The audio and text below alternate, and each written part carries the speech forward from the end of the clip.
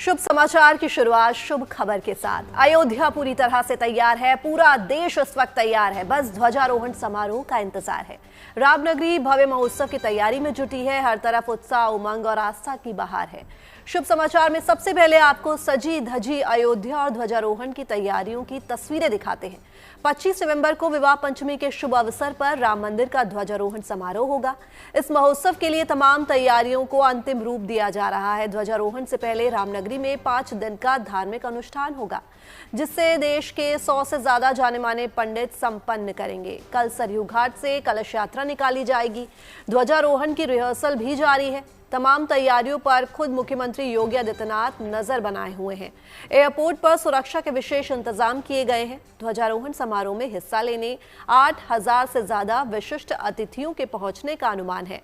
लिहाजा सुरक्षा और सुविधाओं से जुड़ी हर तैयारी को बारीकी से जांचा परखा जा रहा है और ध्वजारोहण समारोह के लिए रामनगरी सज संवर रही है।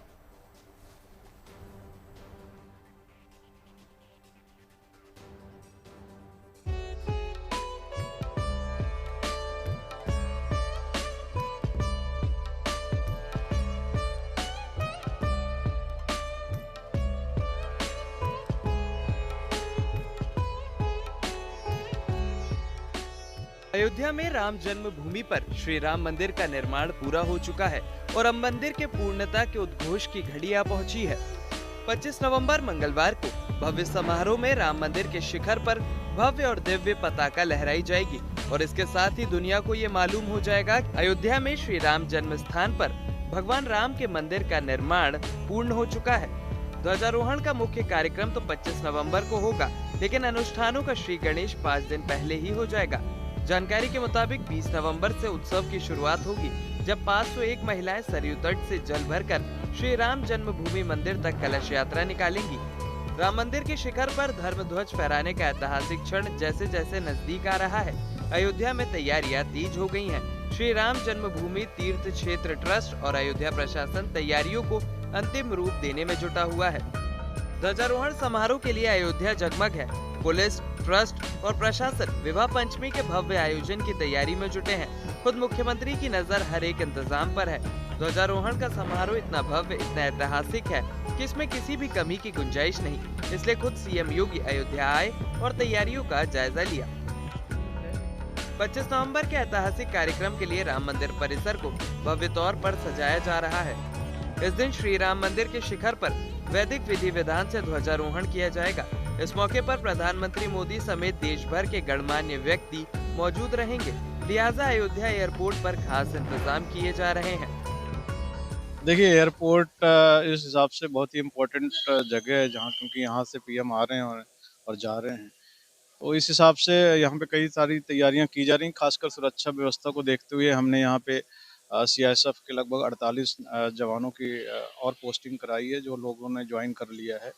तो एक तो सुरक्षा की दृष्टि से हम उसको और चाक चौबंद कर रहे हैं एयरपोर्ट को। दूसरी है फैसिलिटेशन के लिए, अगर बात करें तो हमने फैसिलिटेशन के लिए लाउंज, जो एक्स्ट्रा लाउंज की आवश्यकता है, क्योंकि उसमें हमें उम्मीद है कि बहुत सारे डिग्नेटरीज और वीआईपी मूवमेंट्स होंगे, तो उसमें हम कई नए लाउंजेस जो हैं टेम्परेरी बना रहे हैं। प्रधानमंत्री के आगमन को देखते हुए सुरक्षा व्यवस्था कड़ी कर दी गई है। एयरपोर्ट से राम मंदिर तक मार्ग पर विशेष बैरिकेडिंग की जा रही है। एसपीजी और स्थानीय सुरक्षा एजेंसियां लगातार रूट का निरीक्षण कर रही हैं। अयोध्या आने वालों की भी जांच की जा रही है। अयोध्या में 25 नवंबर के ध्वजारोहण के कार्यक्रम को देखते हुए एयरपोर्ट में सुरक्षा बढ़ा दी गई है। इसको देखते हुए आसपास के जो होम स्टे हैं, होटल हैं, रेस्टोरेंट हैं, बार हैं, जितने भी यहाँ पे रहने की, ठहरने की जो व्यवस्थाएं हैं, उस जगह पे जो है पुलिस द्वारा जांच पड़ताल की जा रही है। लोगों के आधार कार्ड चेक किए जा रहे हैं और लगातार सीसीटीवी के फुटेज द्वारा जो है निगरानी हो रही है। और जो अयोध्या में जो यात्री आ रहे हैं, श्रद्धालु आ रहे हैं, उनके ऊपर निगाहें हैं। हर जगह सीसीटीवी कैमरे लगाए गए हैं। राम मंदिर की विशेष सुरक्षा बढ़ा दी गई है और एयरपोर्ट पे भी विशेष सुरक्षा तैनात की गई है।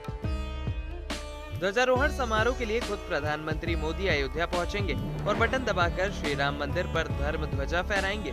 भक्तों और संतों को इस पावन घड़ी का बेसब्री से इंतजार है, जब ध्वजारोहण कार्यक्रम में पूरा मंदिर परिसर शंखनाद, ढोल नगाड़ों और घंटे घड़ियाल की आवाज से गूंज उठेगा। राम मंदिर के निर्माण के बाद पहली बार राम सीता विवाह महोत्सव मनाया जाएगा। इसके लिए जनकपुर नेपाल से भी मेहमानों को आमंत्रित किया गया है। देश विदेश से अयोध्या आने वाले मेहमानों के लिए 5000 से अधिक कमरों की व्यवस्था की गई है। इनमें से 1600 कमरे राम मंदिर ट्रस्ट ने विशेष रूप से बुक किए हैं ताकि मेहमानों को किसी तरह की असुविधा न हो। तीर्थ क्षेत्र पुरम में एक भव्य टेंट सिटी बनाई जा रही है, जहां करीब 1600 लोगों को ठहराने का इंतजाम किया जा रहा है। अयोध्या में 25 नवंबर की भव्य रूप से रूपरेखा तैयार कर ली गई है। वो अंतिम चरण है जब यही वो स्थल है राम तीर्थपुरम, जहाँ पे यात्री निवास है, टेंट सिटी बनाई गई है, जहाँ पे कार पार्किंग की व्यवस्था की गई है, बस पार्किंग की व्यवस्था की गई है, केंद्र कार्यालय बनाया गया है, तीर्थपुरम साकेत परिसर बनाया गया है। लगातार यहीं पे जो विशिष्ट अतिथि होंगे, 1600 अतिथि होंगे, उनके रहने की जो सुचारू रूप से जो व्यवस्थाएं हैं वो इस टेंट सिटी में ही होगी। प्रधानमंत्री मोदी के लिए विशेष लॉन्च और अन्य गणमान्य व्यक्तियों के लिए 6 VIP लॉन्च तैयार किए जा रहे हैं। भोजन पानी में किसी भी कठिनाई से बचाने के लिए ट्रस्ट ने 7 जगहों पर भोजन और प्रसाद की व्यवस्था की है। परिसर में बड़े LED स्क्रीन भी लगाए जाएंगे। चिकित्सा व्यवस्था के तहत मेडिकल कॉलेज में 50 बेड और डॉक्टरों की विशेष टीम तैनात की जाएगी। पहले 25 नवंबर के कार्यक्रम के दौरान मेहमानों को मोबाइल फोन ले जाने की अनुमति थी, लेकिन दिल्ली में हुए धमाके के बाद इसमें बदलाव किया गया है। अब मेहमानों को मंदिर परिसर के भीतर मोबाइल फोन ले जाने की अनुमति नहीं होगी। सभी मेहमानों को 25 नवंबर को सुबह 8 से 10 बजे के बीच मंदिर में प्रवेश करना होगा। ट्रस्ट ने परिसर में मेहमानों के लिए भोजन की व्यवस्था की है। राम जन्मभूमि परिसर में मेटल डिटेक्टर, डॉग स्पॉट और निगरानी को और बढ़ाया जा रहा है। फिलहाल उम्मीद यही है कि भूमि पूजन और प्राण प्रतिष्ठा के बाद अब मंदिर की पूर्णता का उद्घोष करने वाला ये आयोजन इतना दिव्य होगा कि इसकी छवियां लोगों के दिलों में लंबे अरसे तक बसी रहेंगी। ये तस्वीरें मंदिर निर्माण के लिए 5 सदियों से अनवरत चले आ रहे महायज्ञ की पूर्णाहुति की साक्षी बनेंगी। अयोध्या से मयंक शुक्ला के साथ bureau report, good News today. कैसी है श्री राम मंदिर के शिखर पर फहराई जाने वाली ध्वजा? केसरिया धर्म ध्वजा की क्या है खासियत? इसे मंदिर के शिखर पर फहराने के लिए किस तरह का सिस्टम तैयार किया गया है? सिस्टम के ट्रायल में क्या बातें सामने आई? मंदिर के शिखर पर लहराती धर्म ध्वजा कितनी दूर तक दिखेगी? ये सारी बातों को विस्तार से इस रिपोर्ट में देखिए।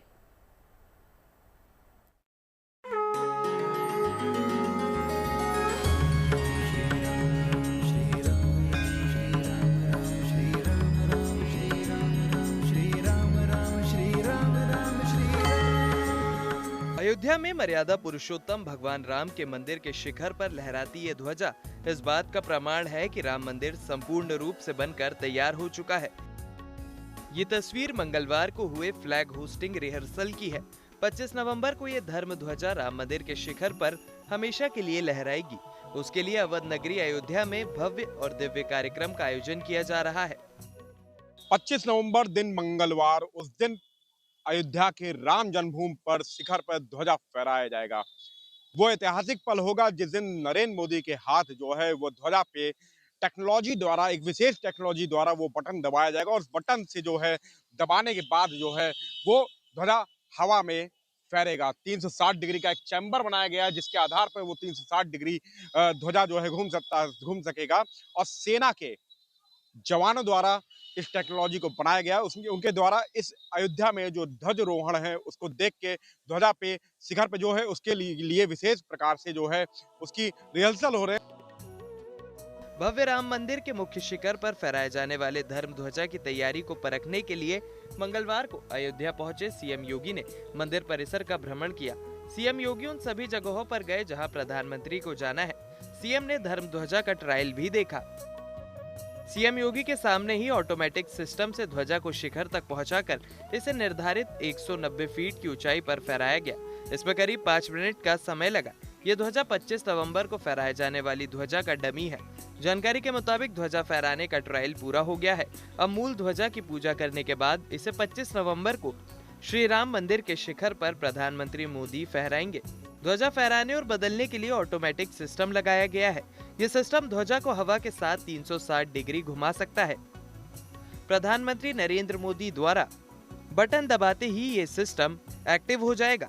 जिसके बाद करीब 10 सेकंड में ध्वजा लहराने लगेगी। भारतीय सेना के सहयोग से तैयार किया गया ये सिस्टम तेज हवाओं को सहन करने में सक्षम है और इसकी मजबूती के लिए इसमें 360 डिग्री घूमने वाला चैम्बर लगाया गया है। जिस तरह से बटन दबाकर ध्वजा फहराई जाएगी, उसी तरह कंट्रोल रूम से ध्वजा को नीचे भी लाया जा सकेगा, यानी पुजारी इस ध्वजा को आसानी से बदल सकते हैं। श्री राम मंदिर के शिखर पर फहराई जाने वाली केसरिया धर्म ध्वजा की लंबाई 22 फीट और चौड़ाई 11 फीट होगी। ध्वजा पर कोविदार वृक्ष, सूर्य और ओम प्रतीक चिन्ह अंकित होंगे। मंदिर के 161 फीट ऊंचे शिखर पर ध्वजा को फहराने के लिए 42 फीट ऊंचा स्तंभ स्थापित किया गया है। इस स्तंभ पर 190 फीट की ऊंचाई पर 22 फीट लंबी और 11 फीट चौड़ी पताका फहराई जाएगी, जो 3 किलोमीटर दूर से दिखेगी। इस ध्वजा को अहमदाबाद के कारीगरों ने नायलॉन पैराशूट फैब्रिक से तैयार किया है। यह ध्वजा धूप, बारिश और तेज हवा से सुरक्षित रहेगी। ध्वजारोहण समारोह से जुड़े अनुष्ठान 20 नवंबर से शुरू हो जाएंगे। अयोध्या के लिए ये समारोह बेहद खास है, क्योंकि इस दिन पहली बार श्री राम मंदिर में विवाह पंचमी का आयोजन होगा। राम बारात निकलेगी और जब रामनगरी अपने आराध्य की भक्ति में लीन होगी, तब मंदिर के शिखर पर भव्य ध्वजा एक नए युग का संदेश देगी। ध्वजारोहण वेद मंत्रों के बीच होगा। शिखर पर ध्वजा लहराने के साथ ही मंदिर परिसर में घंटा घड़ियाल बज उठेंगे।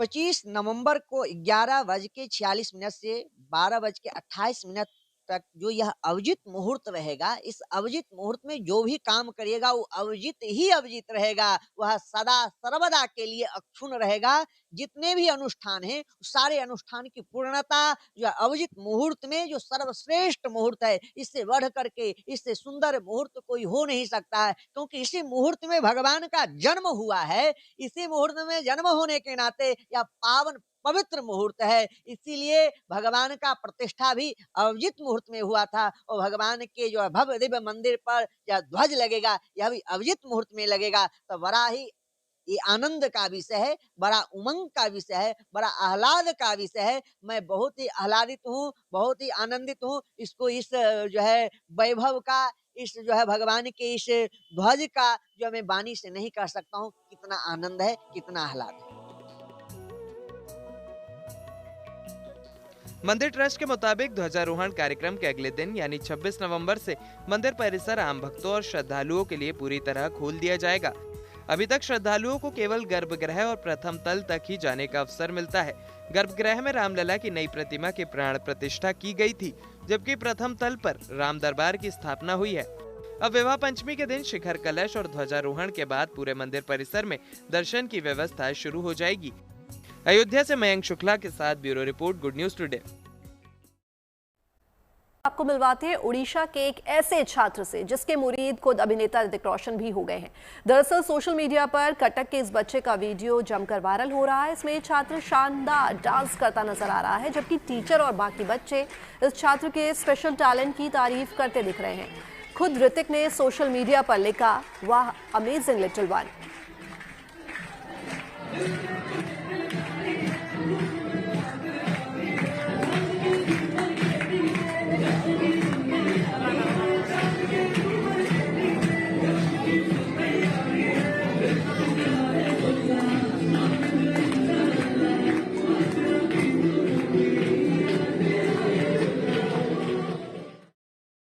और अब पेश है किस्सा कामयाबी का। चंडीगढ़ की 17 साल की जानवी जिंदल ने 11 गिनीज वर्ल्ड रिकॉर्ड बनाकर भारत की सबसे बड़ी महिला रिकॉर्ड होल्डर बन चुकी हैं। सबसे खास बात यह है कि उन्होंने ये सभी उपलब्धियां बिना कोच, बिना स्पोर्ट्स सुविधाएं और बिना आर्थिक मदद के हासिल की हैं।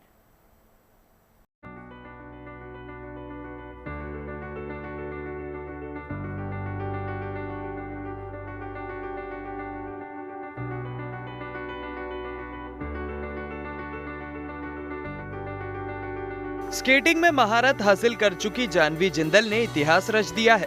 चंडीगढ़ की 17 साल की जानवी ने अब तक 11 गिनीज वर्ल्ड रिकॉर्ड बनाए हैं और इसके साथ ही जानवी भारत की सबसे बड़ी महिला रिकॉर्ड होल्डर बन गई हैं।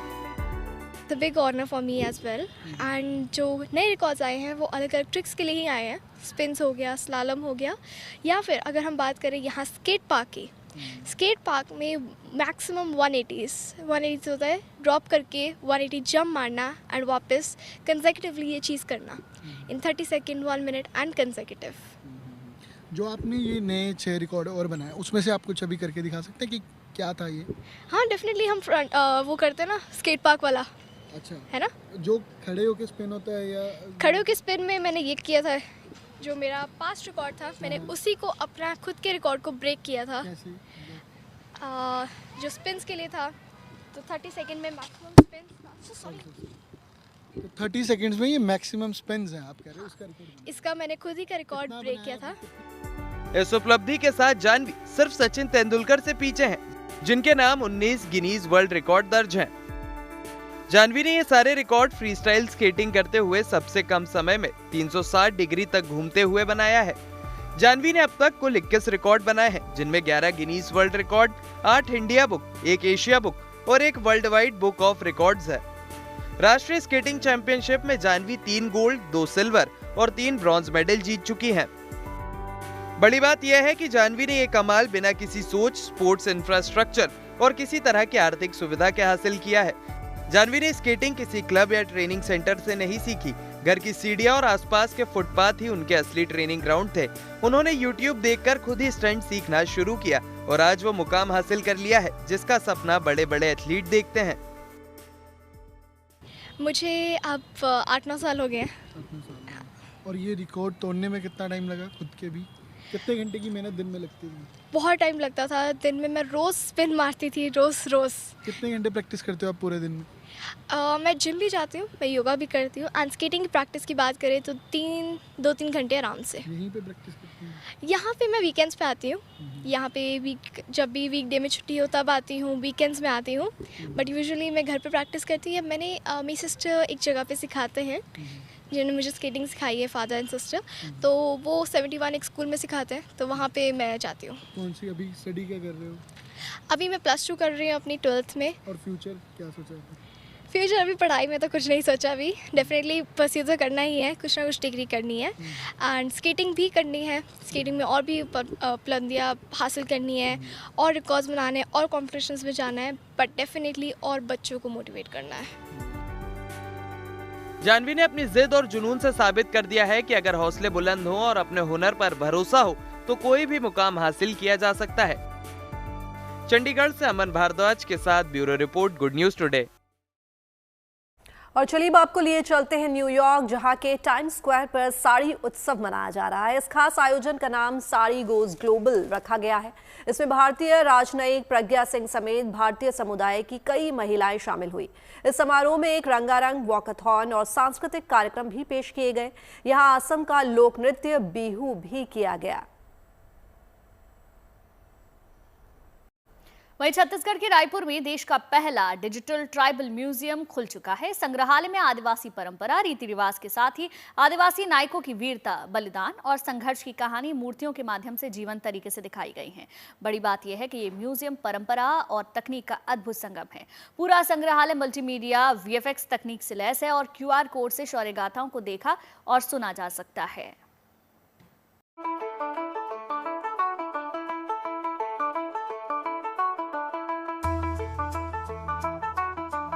स्वतंत्रता संग्राम के दौरान जनजातीय वीरों के शौर्य, साहस, आत्मत्याग और बलिदान की ऐसी ही गौरवशाली गाथाओं और उनकी समृद्ध जनजातीय परंपराओं को अपने आप में समेटे है डिजिटल ट्राइबल म्यूजियम। छत्तीसगढ़ के रायपुर में खुला है देश का पहला डिजिटल ट्राइबल म्यूजियम। ये संग्रहालय देश में स्थापित किए जा रहे 11 जनजातीय स्वतंत्रता सेनानी संग्रहालयों में से एक है, जिसे हाल ही में 1 नवंबर को प्रधानमंत्री मोदी ने राष्ट्र को समर्पित किया। ये छत्तीसगढ़ के लिए काफी खास है।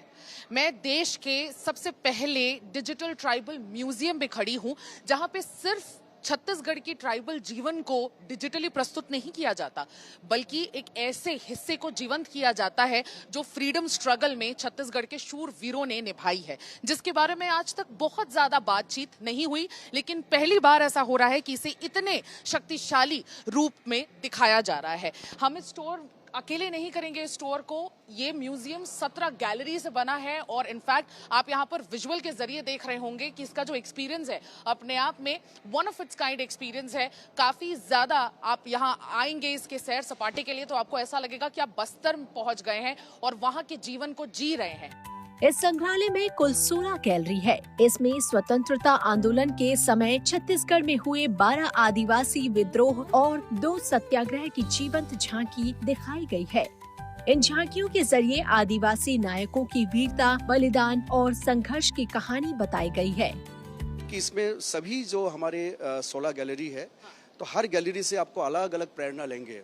फॉर एग्जाम्पल पेड़ों के लिए भी हमारे क्रांति हुई है। बहुत लोगों को मालूम नहीं होगा कि हमारे जनजातीय लोगों ने पेड़ बचाने के लिए भी ब्रिटिश के खिलाफ लड़े, क्रांति किया। नारी सशक्तिकरण का भी यहाँ पे उदाहरण है। रानी चोरिस जो क्रांति हुई है और इतने साल पहले, तो उसमें भी आप देखेंगे कि किस प्रकार से सभी महिलाएं इकट्ठा होकर ब्रिटिश के विरुद्ध और गलत नीति के विरुद्ध जो है उन्होंने वो काम किया है। तो इस प्रकार के बहुत यूनिकनेस है। म्यूजियम में दिखाए गए सभी 12 विद्रोहों में से एक हल्बा विद्रोह, जो बस्तर क्षेत्र में 1774 से 1779 के दौरान एक आदिवासी विद्रोह था। अंग्रेजों और मराठों के बढ़ते प्रभाव के विरोध में हल्बा लोगों के लिए एक स्वतंत्र आदिवासी राज्य स्थापित करने के मकसद से किया गया था। ये संग्रहालय परंपरा और तकनीक का संगम है। यहाँ बनाई गई 16 गैलरियों में कुल 650 मूर्तियों को रखा गया है। यहाँ रखी गई हर मूर्ति से जुड़ी जानकारी भी दी गई है और इसके लिए digital screen, audio visual display और प्रोजेक्शन मैपिंग की सुविधा है। लोग अपने मोबाइल से QR कोड स्कैन कर हर गाथा को हिंदी और अंग्रेजी दोनों भाषाओं में सुन और देख सकते हैं। जिस तरह से ये म्यूजियम को तैयार किया गया है, निसंदेह अद्भुत है, क्योंकि हमें जो है हमारे छत्तीसगढ़ की परंपराएं, सभ्यता और हमारे जो पुराना इतिहास है जो आज भी मिट्टी में दबी हुई थी, इसको बहुत अच्छे ढंग से विजुअलाइज करके इसको चित्रित किया गया है। अच्छा लग रहा है मैम, चीजें देखने को मिली, नई नई समझने को मिली, हिस्ट्री के बारे में पता चला, जो पहले सुनते थे आज देख भी रहे हैं। अच्छा एक्सपीरियंस है। तो बचपन से हम लोग सुनते थे ट्राइब के बारे में, तो ये वीर नारायण सिंह के बारे में, तो यहाँ के ट्राइबल के म्यूजियम बनाए तो वो बहुत अच्छा लगा, एक अच्छा एक्सपीरियंस रहा। म्यूजियम करीब 9.75 एकड़ में फैला है और इसे रिकॉर्ड 3 साल 5 महीने में तैयार किया गया है। भारत की जनजातीय विरासत को विश्व पटल पर प्रतिष्ठित करने की दिशा में ये म्यूजियम एक अहम कदम है। उम्मीद है कि ट्राइबल म्यूजियम अतीत और भविष्य के बीच एक अहम पुल बनेगा और छत्तीसगढ़ की आदिवासी परंपरा, रीति रिवाज और स्वतंत्रता संग्राम में जनजातीय वीरों के योगदान से आज की पीढ़ी का मार्गदर्शन करेगा। Sumi Rajappan, Raipur, Good News today.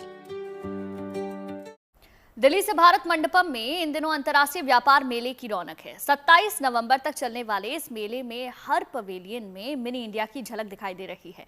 आज हम आपको मिनिस्ट्री ऑफ टेक्सटाइल के पवेलियन में लेकर चलते हैं, जिसमें 100 से ज्यादा कारीगर अपनी कारीगरी का प्रदर्शन कर रहे हैं।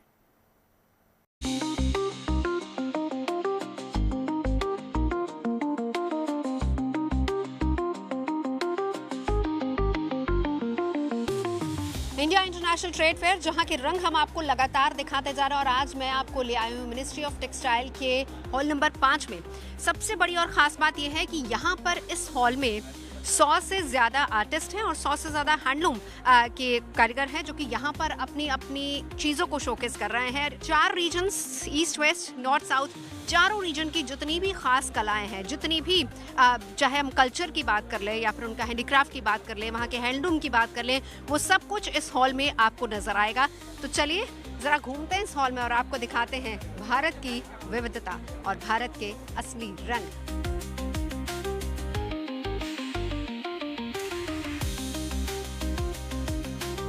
देखिए, जब आप इस हॉल में एंटर होंगे, सबसे पहले आपको स्पेसिफिकली अगर मैं सेंटर की बात करूं और इसके आसपास आपको तमाम वो अवॉर्डीज नजर आएंगे जिन्होंने इस कला को, चाहे वो हैंडलूम हो या फिर हैंडीक्राफ्ट हो, इस कला को सहेज कर रखा है। और ये संत कबीर अवॉर्डी हैं। आपको मिला है इनाम पैठानी साड़ी के लिए।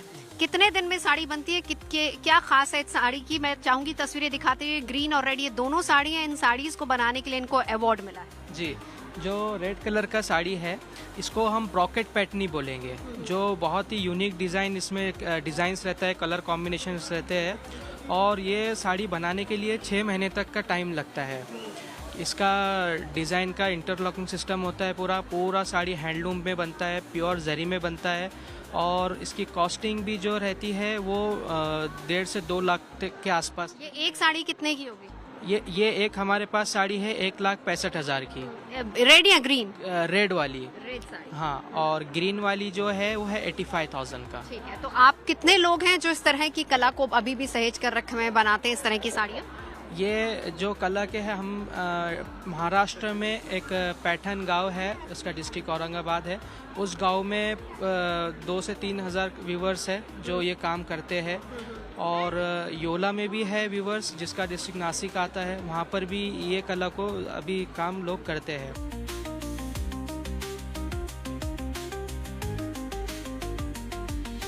अगर आप नजर डालेंगे ना, आपको इतने रंग, इतने कलर्स नजर आएंगे।